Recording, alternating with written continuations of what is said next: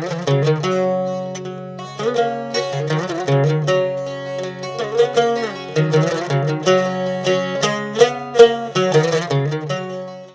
મિત્રો, अब तक चाय पे चर्चा હું યોગિત બાબરી આપ સૌનું હાર્દિક સ્વાગત કરું છું। મિત્રો, આપણે વિષય પર વાત કરી રહ્યા છીએ હેપીનેસ મેટર્સ। હેપીનેસ મેટર્સના બીજા ભાગમાં આપ સૌનું હાર્દિક સ્વાગત છે।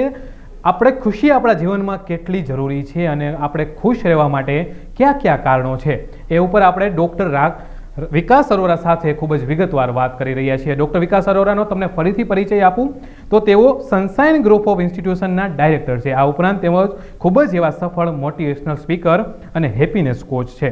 તેઓ 24 વર્ષથી પણ વધારે પ્રોફેશનલ એક્સપિરિયન્સ ધરાવે છે। તેઓ કોર્પોરેટ ટ્રેનર તરીકે પણ કામ કરે છે। આ ઉપરાંત સૌથી મહત્વની વાત એ છે કે તેમણે 4થી પણ વધારે પુસ્તકો લખ્યા છે। તેઓએ 14થી પણ વધારે દેશોમાં મોટિવેશનલ કામ માટે ટ્રાવેલિંગ કર્યું છે। આ દેશોમાં તમને વાત કરું તો USA, UK, ઓસ્ટ્રેલિયા જેવા કેટલાય દેશોમાં તેમણે મોટિવેશનલ ટ્રેનિંગ માટે પ્રવાસ કર્યો છે। તેઓએ 1.5 લાખથી પણ વધારે लोगों ने ट्रेन किया है। तो डॉक्टर विकास अरोरा, आपका हमारे ये चाय पे चर्चा के दूसरे भाग में बहुत स्वागत है। सर, आपने बताया कि जो हैप्पी रहने के जो कारण है उसमें से एक है सेल्फ एस्टीम। सेल्फ एस्टीम लोग कम होता है इसलिए लोग नाखुश होता है। ऐसे और अन्य कारण क्या है कि जिसकी वजह से लोग नाखुश होते हैं? अन्य और भी बहुत सारे कारण हो सकते हैं, जिसमें ये देखा गया है कि फ्रेंड्स एक इंसान के कितने हैं, उसके दोस्त कितने हैं, ये भी एक कारण बनता है। क्योंकि जो अमीरी है, रिचनेस है, वो सिर्फ पैसे से मैयर नहीं की जाती, वो इस बात से भी मैयर की जाती है कि एक व्यक्ति के कितने दोस्त हैं। कहते हैं कि एक व्यक्ति को अगर समझना है या पहचानना है तो उसके 5 दोस्तों को आप समझ लीजिए।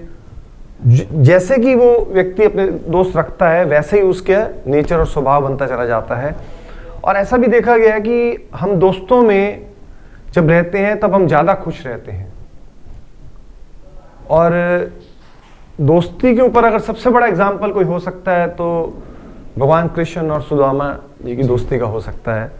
क्योंकि इसमें कोई भेदभाव नहीं था, कोई बड़ा छोटा नहीं था, कोई अमीर गरीब नहीं था।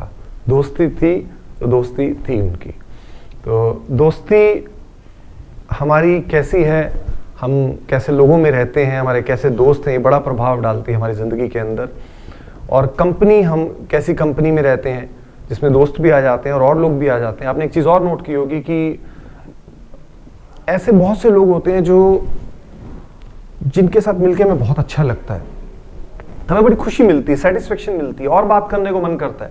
और ऐसे भी लोग होते हैं जो हमें लगता है कि यार 10 मिनट में ही हम एग्जॉस्ट हो गए, हमारी एनर्जी खत्म होती जा रही है। वो कोई ना कोई बात ऐसी कर देंगे जिससे हमें बड़ा, हमारे अंदर पूरी हलचल मच जाएगी। और ऐसे लोगों को हम एनर्जी चूजर्स भी कह देते हैं। तो हमें ये आइडेंटिफाई करना पड़ेगा कि हमारे साथ पॉजिटिव लोग हैं। नो डाउट दोस्त हैं तो एक अलग चीज है कि कैसे लोग, कैसे वातावरण में हम रह रहे हैं। नेगेटिविटी में तो नहीं हम कहीं रह रहे। ऐसे भी लोग होते हैं जो हर प्रॉब्लम का सॉल्यूशन ढूंढ के दे देते हैं, और ऐसे भी लोग होते हैं जो हर सॉल्यूशन में से भी प्रॉब्लम क्रिएट कर देते हैं जी। तो हम किन लोगों के साथ रह रहे हैं, हम समय अपना बिताते हैं, उस बात डे टू डे लाइफ में हमारा उस बात के ऊपर बहुत हमारा निर्भर करेगा कि हम कितने खुश रह सकते हैं, रह पाते हैं। तो फ्रेंड्स और कंपनीज भी बड़ा मैटर करती है। और एक और बड़ी चीज सामने आई कि एक्सेप्टिंग अदर्स एज सच। हर व्यक्ति का नेचर, हर व्यक्ति का एक अपना ऑरा है, उसके स्किल्स हैं, उसकी क्वालिटीज हैं, और नो डाउट हर व्यक्ति में कुछ नेगेटिव क्वालिटीज भी हैं। तो हमें फोकस करना चाहिए उनकी खास क्वालिटीज के ऊपर। We are not here to जज समबडी, क्योंकि हम खुद संपूर्ण नहीं है, इसलिए हमारा कोई हक नहीं है कि हम दूसरों को जज करते रहें कि उसमें ये कमी है, उसमें वो कमी है। क्योंकि हो सकता है हमारे अंदर भी बहुत सारी कमियां हो। और यहां पर मैं एक बड़ी अच्छी बात आपसे शेयर करना चाहूंगा जी। एक लड़का होता है, उसके घर में सब उसको कहते हैं कि भाई तुम बेकार हो, तुम किसी काम के नहीं हो, तुम्हारे अंदर ये अच्छी बात नहीं है, तुम्हारे अंदर वो अच्छी बात नहीं है। तो ये घर के ऐसा उस पर्टिकुलर केस में एक ऐसा वातावरण होता है, और कोइंसिडेंटली कि उस लड़के की बाद में डेथ हो जाती है। तो बाद में जब लोग शोक प्रकट करने के लिए लोग आते हैं, तो उसके वही घर वाले बोल रहे होते हैं यहाँ बहुत गलत हुआ, ये अच्छा नहीं हुआ, और वो बच्चा तो हमारा हीरा था। बार बार उनके मुंह से शब्द निकलता है, वो बच्चा तो हमारा हीरा था, वो बच्चा तो हमारा हीरा था। लेकिन जब वो बच्चा था तब तो कभी किसी ने उसकी कदर करी नहीं जी। और जब वो चला गया तब आज सब उसको कह रहे हैं हीरा था, हीरा था जी। तो जो भी व्यक्ति है, सभी व्यक्ति हीरे ही हैं। हमें तराशना आना चाहिए उनको, हमें अच्छी क्वालिटीज उनके अंदर देखनी चाहिए। ये चीज जब हम दूसरों को एक्सेप्ट कर लेंगे, ये भी चीज हमको बड़ी खुशी देगी कि वो क्वालिटी मैं उनको जानता हूं, उनके अंदर वो क्वालिटी, उनके अंदर वो क्वालिटी, उनके अंदर वो क्वालिटी। तो ये चीजें पॉजिटिविटी क्रिएट करती हैं हमारे अंदर। तो ये भी एक बहुत बड़ा फैक्टर सामने आया। और फिर ऐसे तो बहुत फैक्टर्स हो सकते हैं, लेकिन अगर हम मेन कुछ फैक्टर्स और फैक्टर्स की बात करें तो एक आता है माफ करना, फॉरगिवनेस। जी। अब आप ये देखिए कि forgiveness is that medicine which when we give to others it heal our heart. जी। हम देते दूसरों को हैं लेकिन फायदा हमें होता है। ये एक ऐसी मेडिसिन है माफ करना। और जब हम दूसरों को माफ करते हैं अल्टीमेटली हम उनका से ज्यादा अपना फायदा करते हैं, क्योंकि हमारे अंदर जब माफ करने की भावना आती है, कहते हैं कि माफ करने वाला हमेशा बड़ा इंसान होता है। जब माफ करने की भावना आती है तो हमारे अंदर ईगो कम हो जाती है। जी। ऐसा भी कहा जाता है क्षमा वीरस्य भूषणम। हाँ हाँ, जो माफी है वो वीरता का एक प्रमाण है। तो ईगो का कम होना अपने आप में बहुत बड़ी बात है, बहुत बड़ी बात है। जी। जहां ईगो कम होगी वहां हैप्पीनेस बढ़ जाएगी। अगर सर अगर आगे हम बात करें तो एक व्यक्ति के जीवन में एक लक्ष्य होता है। हाँ, मैं अभी आप बताइए। जी। तो व्यक्ति के जीवन में लक्ष्य होता है, तो लक्ष्य के कितने प्रकार है और वो कितने मायने रखता है? इससे पहले मैं आपको 2-3 फैक्टर्स और बता देता हूँ। मैंने फॉरगिवनेस के ऊपर बताया जिससे हमारी ईगो बहुत कम हो जाती है। और देखिए, अब कहने के लिए कि माफ कर देना चाहिए, मैंने यहाँ कहा कि माफ कर देना चाहिए, उससे खुशी आपकी बढ़ेगी, कम नहीं होगी, ये बात बिल्कुल सही है। लेकिन ये अपने आप में बहुत भारी शब्द है। इंसान की दिक्कत यही है, वो सारी जिंदगी दूसरे को माफ नहीं कर पाता है। ये बहुत बड़ी बात है जो मैं आपसे कह रहा हूं। अहंकार बीच में आता है। बीच में अहंकार आ जाता है। पूरी जिंदगी एक व्यक्ति कहता है कि मैं चला जाऊंगा इस दुनिया से, मैं उसको माफ नहीं करूंगा। जी। लेकिन इसके भी तरीके हैं, इसके भी मैं आगे आपको बताता हूं।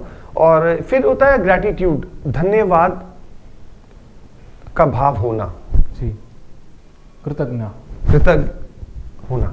अच्छा, अब इसमें देखिए, इसमें 3 चीजें हैं जो मैं आपको बताना चाहूंगा। पहले तो ये एक मैजिकल चीज है। अपने आप में ग्रैटिट्यूड की फीलिंग होना अपने आप में एक बहुत बड़ी बात है, क्योंकि ये भी अब उसी की तरह है, माफ करने की तरह। मान लो ग्रैटिट्यूड, हम हमारे लिए किसी ने कुछ किया, हम उसको थैंक्स हमें कहना चाहिए। जी। ज्यादातर लोग थैंक्स कहते नहीं है। जी। उन्हें लगता है कि भाई ये तो उनकी ड्यूटी थी, हम क्यों उनको बोले। या दूसरा कारण ये हो सकता है कि वो उनको फॉर ग्रांटेड लेते हैं। जी। कर दिया तो क्या हुआ। तो ज्यादातर लोग कहते नहीं है। और इसमें ऐसा होता है कि अगर हम दिल से किसी को धन्यवाद करते हैं, जो हमें करना चाहिए, क्योंकि आज कोई भी व्यक्ति किसी भी सिचुएशन में है, अगर वो समझे तो उसको पूरे यूनिवर्स ने उसको हेल्प करी है वहां तक पहुंचने के लिए, जहां उसके माता पिता, भाई बहन, उसका समाज, उसका देश और उसके गुरुजन, सब लोगों ने उसकी मदद करी, उसके दोस्तों ने वहां तक उसको लाने के लिए। तो थैंकफुल तो हमें वैसे ही होना चाहिए। जी।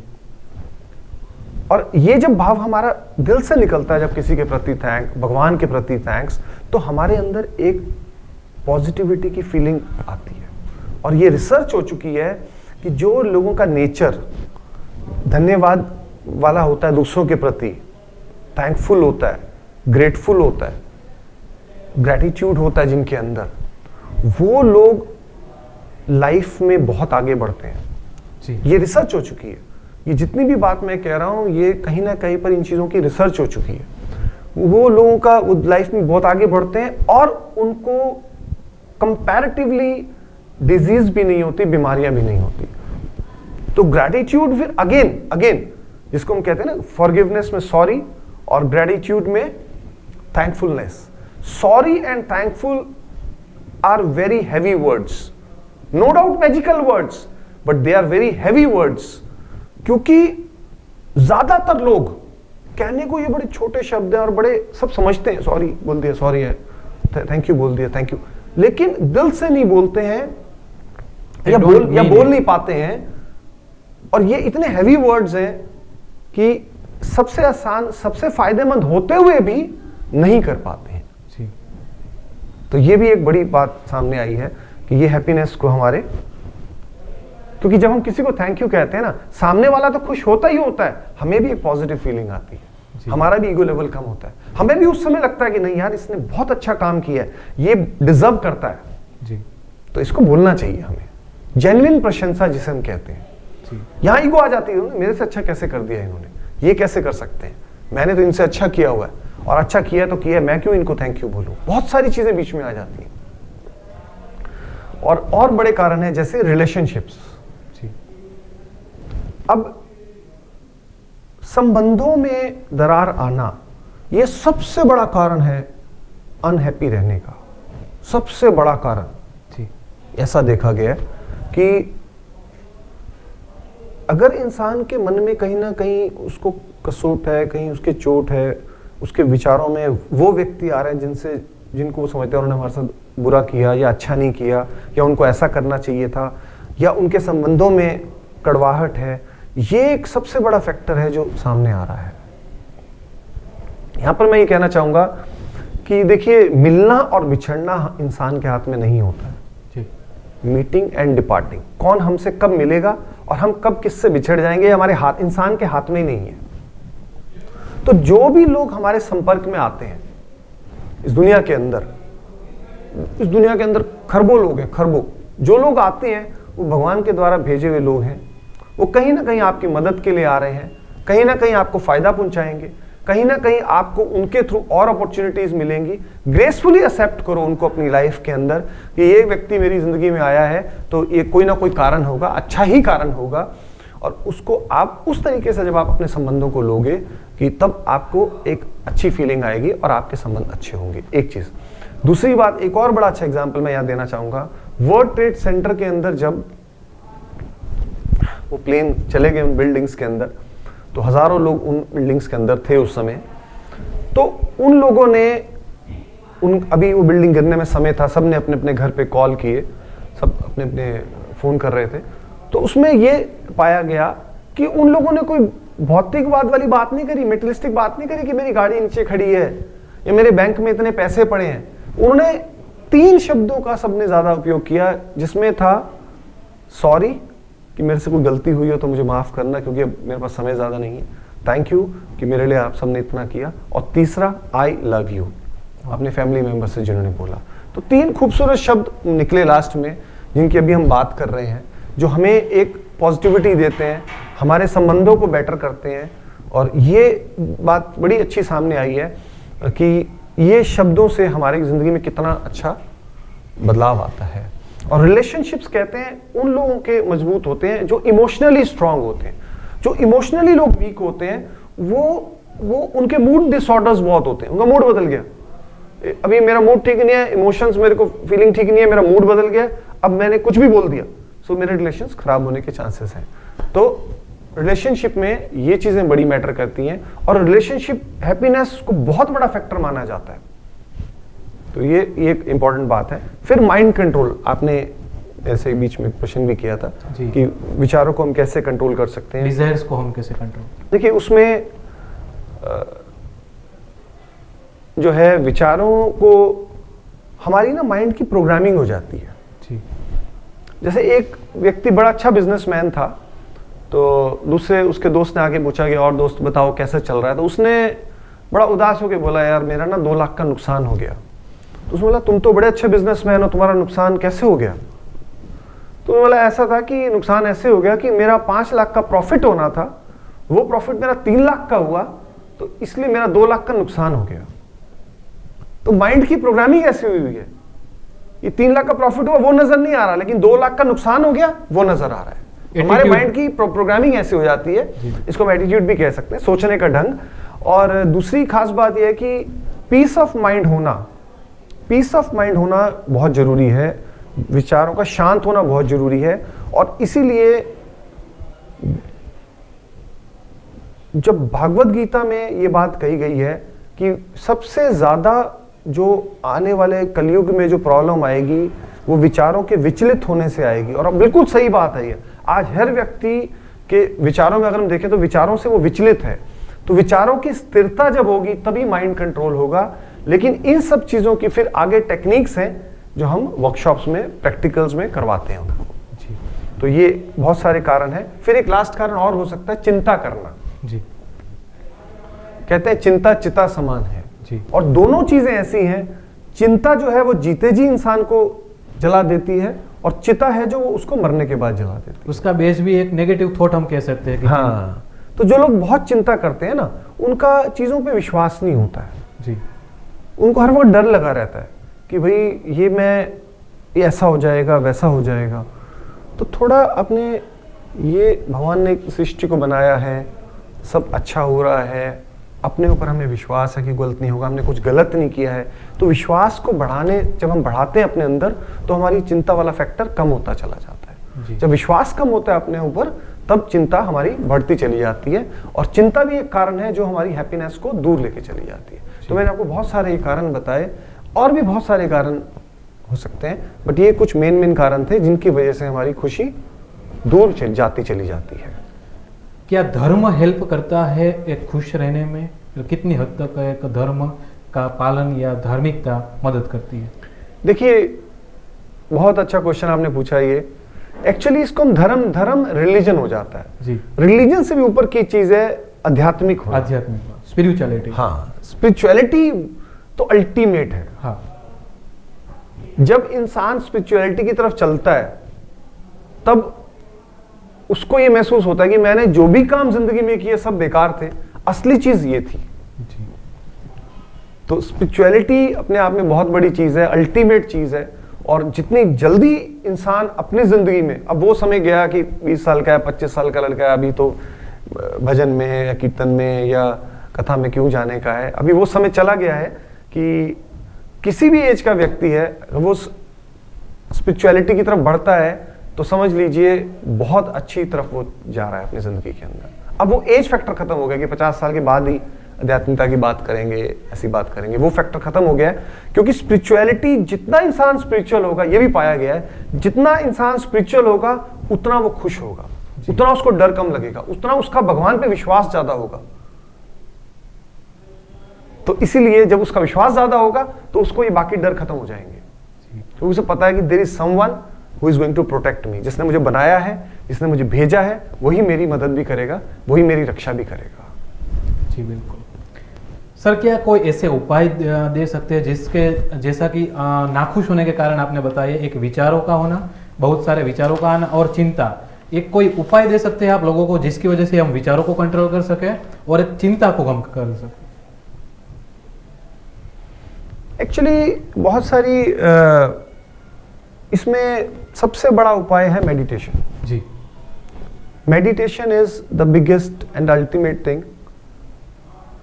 ध्यान लगाना अपने आप में बहुत बड़ी बात है, सबसे बड़ी बात है।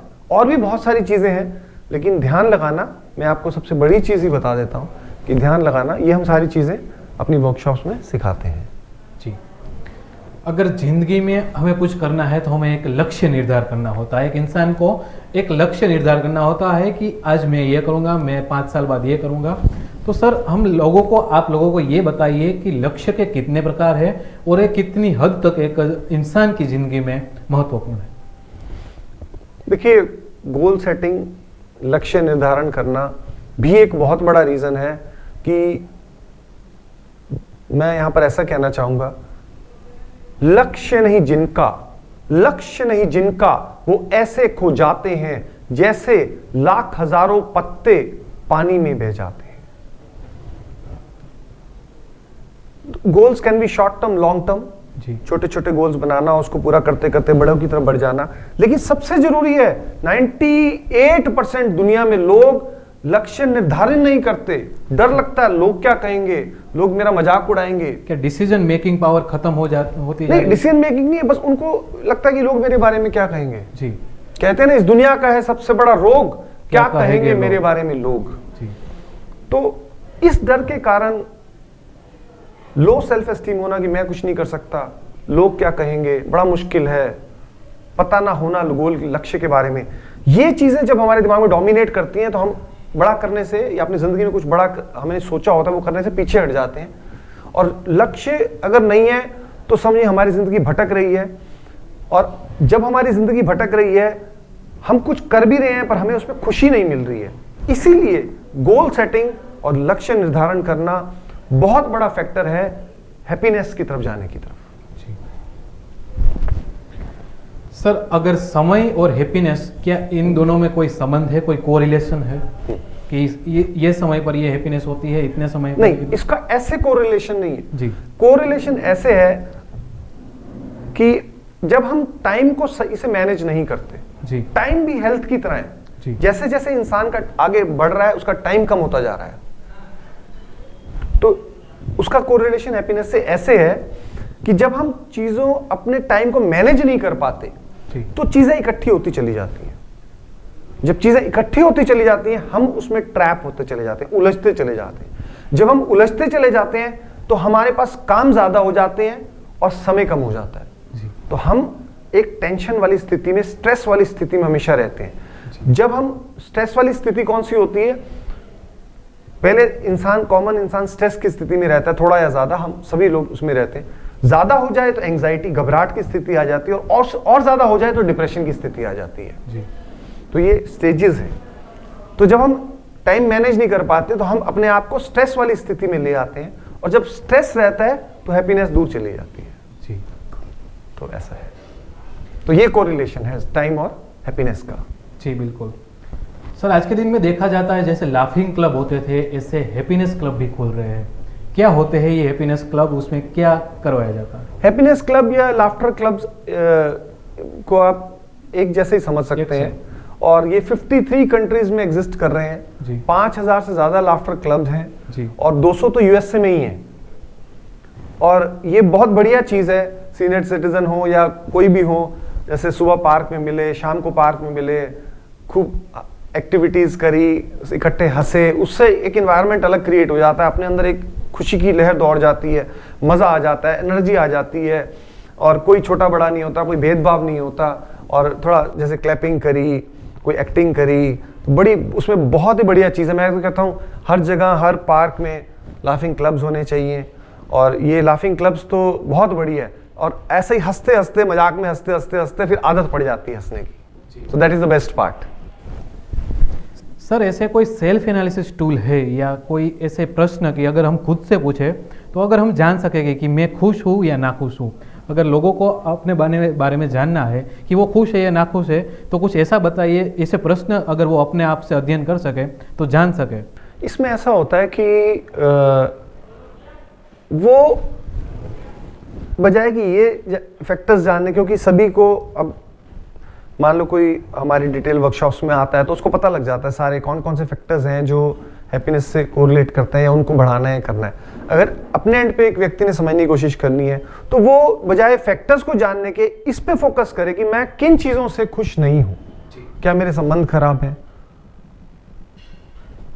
या मेरा विचार की विचलित रहता है, मेरा गोल नहीं है, मैं टाइम नहीं मैनेज कर पाता, वो पेन डाउन करें। और यहाँ पर मैं कहना चाहूँगा कि हम लोग इस फील्ड में बहुत काम कर रहे हैं, और अगर कोई व्यक्ति डिस्कस करना चाहता है कि मेरे ये प्रॉब्लम्स हैं, मैं इस वजह से ना खुश हूँ अपनी ज़िंदगी से, तो वो डिस्कस कर सकता है कभी भी। जी। आज की तारीख में अगर देखा जाए सर, तो depression is a dangerous disease. एक आदमी को अगर डिप्रेशन से बचना है तो वो उसे क्या करना चाहिए? डिप्रेशन का जो मेन कारण है, मैं उसको बहुत कम शब्दों में आपको बता देता हूँ। उसका, जब हमारी एक्सपेक्टेशंस पूरी नहीं होती किसी चीज़ से, चाहे हमारी सोच है या हमारा एम्बिशन है कोई, जो वो पूरा उतना नहीं दिखता ना, तब हमें उस चीज़ से डिप्रेशन होने लग जाता है। वो बैकफायर कर जाती है चीज़। मालूम, मैंने कहा कि मैं अपनी ज़िंदगी में ये बनूंगा, मैं नहीं बन पाया, तो अब वो चीज़ मुझे वो तंग कर रही है। मेरी एक्सपेक्टेशन थी कि मैं ये कर लूंगा, मैं नहीं कर पाया, अब वो मुझे बैकफायर कर रही है। बार बार मैं उसके बारे में सोच रहा हूँ, परेशान हो रहा हूँ, घबरा रहा हूँ, तो मैं वो नहीं कर पा रहा हूँ। ठीक है सर, आप बहुत सारे वर्कशॉप करते हैं, आप अपने वर्कशॉप के बारे में थोड़ा लोगों को बताइए। देखिए, हम लोग हैप्पीनेस की आने वाले समय में वर्कशॉप्स करने वाले हैं। कॉर्पोरेट वर्कशॉप्स तो हम करते ही हैं, पर हैप्पीनेस के ऊपर करने वाले हैं। इसमें हम टीम में 2 लोग हैं, मेरे साथ साइकोलॉजिस्ट हैं सीमा अरोरा मैडम, वो भी क्योंकि इसको पॉजिटिव साइकोलॉजी भी हम कहते हैं हैप्पीनेस को, तो वो साइकोलॉजिस्ट हैं, वो बहुत सारी थेरेपीज़ करवाती हैं, बहुत सारे एक्टिविटीज़ बेस्ड वर्कशॉप है ये। और सबसे अच्छी चीज़ जो मुझे इसमें लगी कि हर व्यक्ति को ज़रूरत है और हर व्यक्ति इसको सीख सकता है। It is a skill, it is an art, it can be developed. हमेशा हमें आनंदित स्थिति में, खुशी होने की स्थिति में, हैप्पीनेस के स्टेज में कैसे रहना, ये चीज़ इररिस्पेक्टिव कि हमने एक चीज़ पाई, नहीं पाई, कम पाई, ज़्यादा पाई, हम उसमें कैसे रह सकते हैं, ये बड़ी इंपॉर्टेंट बात है। फुल डे वर्कशॉप है, प्रैक्टिकल एक्टिविटीज़ बेस्ड वर्कशॉप है, और ये कॉर्पोरेट्स में, कॉलेजेस में, स्कूल्स में, इंडिविजुअली, पूरे फैमिली मेंबर्स कोई भी कर सकता है। लेकिन इसमें एक्चुअली जितनी भी मैंने बात करी, इसके प्रैक्टिकल्स हैं उसके अंदर कि करना कैसे हमें उस चीज़ को, तो ये एक बड़ी अच्छी चीज़ है जो। जी, बहुत बढ़िया सर। सर, एक अंतिम संदेश जो आप हमारे दर्शक मित्रों को दे सके कि जिसके वजह से एक मानसिक रोग जो आज बहुत बड़ी समस्या खड़ी कर रहा है, उससे लोग बच सके। देखिए, इसमें जो सबसे अच्छा संदेश मैं ये देना चाहूँगा कि किसी ने कहा कि मुझे भगवान आप सब कुछ दे दीजिए। भगवान ने कहा कि मैं तुमको जिंदगी देता हूँ, मैंने, और उसमें सब कुछ इंसान को मिल गया। लेकिन अब इंसान की बारी है, हम खुश रहकर और दूसरों को खुश कर कर, भगवान ने जो हमें जबरदस्त चीज दी है, ये जिंदगी, अब हम भगवान को खुश रहकर और दूसरों को खुश कर कर भगवान को हम रिटर्न गिफ्ट दे सकते हैं, ये खुशी की फॉर्म में। तो ये मेरा बेस्ट वो है कि सब लोग अगर खुश रहते हैं और दूसरों को खुश रखते हैं, तो आप एक छोटा मोटा काम नहीं कर रहे, आप भगवान को अपनी दी हुई अपनी जिंदगी का रिटर्न गिफ्ट आप भगवान को दे रहे हैं। और यहां पर मैं एक बात कहना चाहूंगा, दुनिया का बोझ जरा दिल से उतार दे, छोटी सी है जिंदगी, हंस के गुजार दे। बहुत बढ़िया सर, आपने लोगों को हैप्पीनेस के बारे में बताया, लोगों को पॉजिटिविटी की और आपने धकेला। आप अब तक के स्टूडियो में इस चाय पे चर्चा कार्यक्रम में उपस्थित रहे, उस बदल आपको बहुत बहुत धन्यवाद। तो मित्रों, डॉक्टर વિકાસ અરોરાએ આપણને હેપીનેસ ઉપર ખૂબ સારી એવી માહિતી આપી।